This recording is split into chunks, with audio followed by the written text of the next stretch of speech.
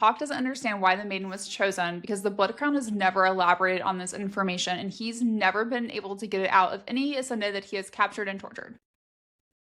So he only mentions that she's supposed to be, and this is a really interesting choice of words, a harbinger of a new era, is how she's been referred to, which is interesting because she is going to be the harbinger in the prophecy of Penelope. And then Hawk believes that if he doesn't capture the maiden, that millions of people will die in the war between Atlantia and Solus. So there is this part about him getting his brother back, but it's also because he's trying to prevent this war that he thinks, rightfully so, Valen and Alistair are like 1,000% wanting to have happen. Yeah. We also get to see some serious animosity between Hawk and Lieutenant Smith, who has been on like Hawk's ass from the first day, which makes more sense like why that man dies.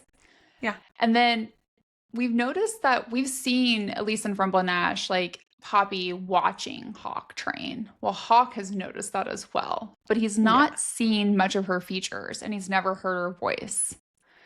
And then he assumes that she's a submissive, frightened creature that would, like, in order to allow herself to be veiled and controlled by the Blood Queen. He's heard no gossip about the maiden, but guards have been relieved of their positions or demoted for even acknowledging her presence. He believes the maiden is unworthy of the people's support and has to know who the Ascended truly are and how the Ascension came to be. Yeah, and it's like, no, dude.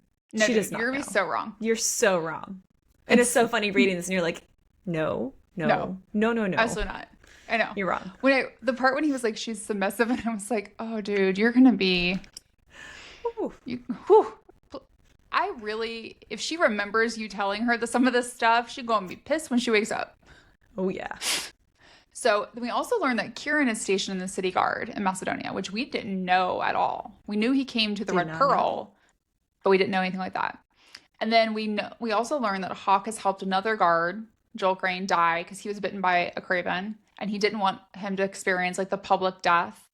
And then he learns from Joel before Joel dies, well, before Hawk kills him, that the maiden supposedly helps people infected with craven bites too. And then we get, you have that in common. Like, you have that in common. You're both stabby.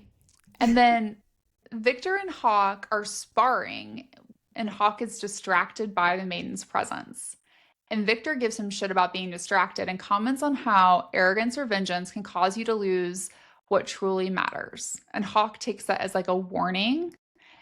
I took it as more of Victor towing the line between interfering and not interfering.